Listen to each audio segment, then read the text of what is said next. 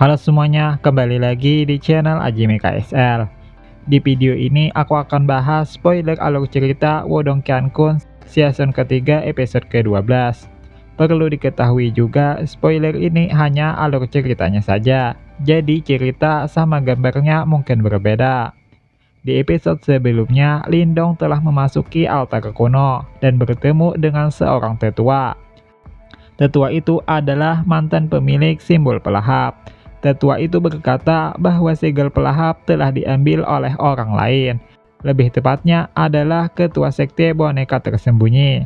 Tapi segel pelahap itu telah disegel, dan tidak ada yang bisa membukanya selain tetua itu sendiri. Untuk membuka segel pelahap, tetua itu lalu memberikan kunci dan cara membukanya. Tetua itu menganggap Lindong cukup layak dan dapat diandalkan untuk menanggung beban menjadi pemegang simbol pelahap selanjutnya. Setelah mendapatkan kunci pembuka segelnya, Lindong keluar dari altar itu. Saat Lindong keluar, pertarungan antara dua sekte besar masih berlangsung. Sudah ada beberapa korban.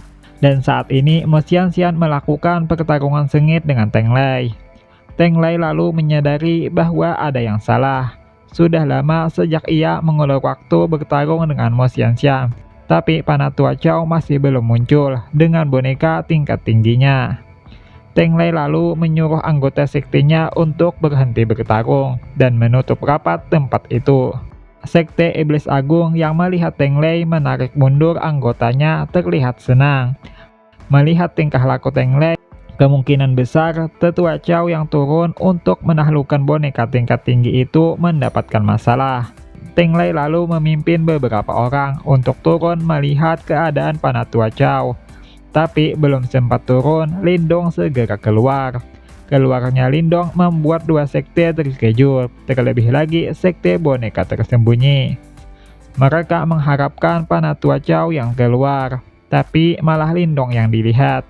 Teng Lei bertanya di mana tetua Chao dan bagaimana keadaan boneka tingkat tinggi. Lindong lalu berkata bahwa boneka tingkat tinggi tidak punya pemilik, jadi dia mengambilnya. Mendengar itu, mata Teng Lei berubah menjadi merah dan kemarahannya memuncak. Teng Lei berkata bahwa dia tidak akan membiarkan Lindong dan membuat Lindong kehilangan nyawanya di sini. Lindong hanya sendirian dan menghina sekte boneka tersembunyi. Mo Xianxian mencoba menawarkan bantuan untuk Lindong, tapi Lindong berkata bahwa dia bisa mengatasinya sendiri. Pernyataan Lindong yang bisa menangani sekte boneka tersembunyi secara sendiri membuat Teng Lei naik darah. Teng Lei segera menyerang ke arah Lindong menggunakan boneka simbolnya, tapi hasil yang tidak terduga terjadi. Dengan sekali tinju, Lindong menerbangkan boneka simbol Teng Lei ke tanah.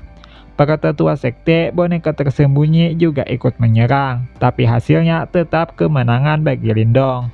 Lindong menggunakan teknik yang ia dapat dari Huazong dan menggunakannya untuk mengalahkan sekte boneka itu sendiri. Lindong sangatlah kuat, Teng Lei tidak bisa mengatasinya sendirian. Oleh karena itu, Teng Lei bekerja sama dengan beberapa anggotanya dan membuat sebuah formasi. Dengan formasi itu, sebuah bayangan besar dengan tanduk muncul dan menyerang ke arah Lindong. Serangan itu sangat tajam, bisa dikatakan itu adalah kemampuan pamungkas sekte boneka tersembunyi. Untuk menahan itu, Lindong memanggil boneka tingkat tingginya. Boneka tingkat tinggi Lindong dan bayangan bertanduk yang diciptakan Teng Lei pun bentrok. Dampak ledakan akibat bentrokan keduanya sangatlah besar. Sekte Iblis Agung yang terus mengamati pun harus mundur menjauh. Setelah ledakan itu, bayangan bertanduk yang dibuat Teng Lei hancur, tapi boneka tingkat tinggi Lindong tidak menerima kerusakan apapun. Banyak anggota sekte boneka tersembunyi yang terluka karena itu. Lindong juga tidak memberikan ampun, dan boneka tingkat tinggi Lindong menyerang Teng Lei. Menghadapi serangan boneka tingkat tinggi Lindong, Teng Lei tidak berani lalai. Dia membakar esensi darahnya sendiri dan menggunakan serangan terkuatnya. Teng Lei dapat memblokir serangan boneka tingkat tinggi Lindong. tapi wajahnya sudah berubah menjadi pucat dan tidak mungkin melanjutkan pertarungan. Dia pun memberikan perintah kepada anggotanya untuk segera mundur. Lindong tidak berniat mengejar. Boneka tingkat tinggi memerlukan banyak Yuan Power, sedangkan sumber daya Lindong terbatas. Jika menghabiskannya di sini saat mengalami kesulitan di tempat lain, Lindong tidak akan punya lagi andalan. Setelah pertempuran usai, Mo Xianxian menghampiri Lindong. Mo Xianxian bertanya apakah tujuan Lindong selanjutnya adalah tablet bela diri manifestasi. Lindong tidak tahu apa itu tablet bela diri manifestasi dan meminta penjelasan kepada Mo Xianxian. Mo Xianxian menjelaskan bahwa tablet bela diri adalah hal yang paling menarik di dalam tablet kuno Wasterland.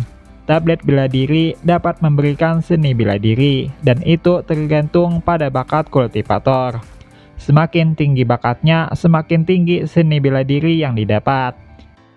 Dikatakan sebelumnya, ada yang pernah mendapatkan seni bela diri tingkat manifestasi. Mendengar itu, Lindong pun langsung bersemangat dan ingin mencoba keberuntungannya. Tapi Mo Xianxian berkata bahwa hanya ada 10 tempat yang tersedia. Semua orang berjuang mendapatkan tempat itu, dan Mo Xianxian sendiri salah satunya. Tapi Mo Xianxian yakin, dengan kekuatan yang ditampilkan Lindong saat ini, Lindong dapat menempati 1 dari 10 tempat tersebut. Setelah itu, Lindong dan Mo Xianxian berpisah. Mereka menuju ke tablet bela diri dengan cara mereka sendiri. Menaiki Xiaoyan, Lindong bergerak ke area inti, tempat di mana tablet bela diri berada. Kerumunan orang sudah memenuhi tempat itu. 4 klan juga telah sampai. Seperti biasa, Lin Langtian berdiri dengan sombong, dan Wang Yan saat melihat Lindong, dia menahan amarah. Klan Wang jelas tidak akan membiarkan Lindong mengambil tempat.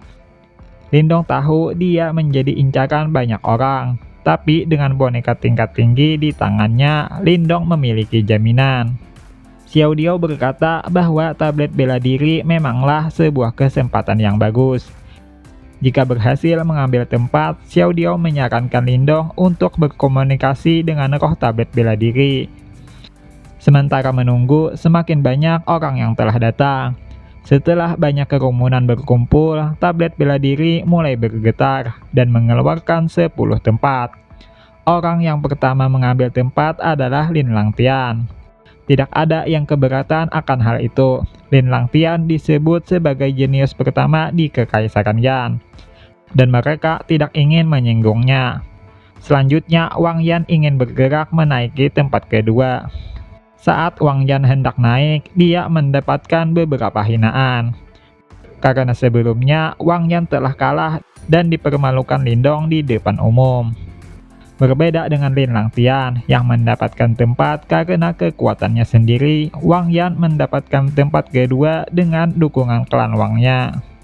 Selanjutnya, beberapa jenius mulai naik, mulai dari Xin Si, Huang Fujing, Mo Xianxian, Teng Lei, dan Wu Qi. Kini 7 tempat sudah ditempati. 3 sisanya akan jadi perebutan yang intens. Lindong hanya memperhatikan beberapa orang dari berbagai sekte yang berselisih. Ada sekte angin hijau yang sedang bertarung dengan sekte singa.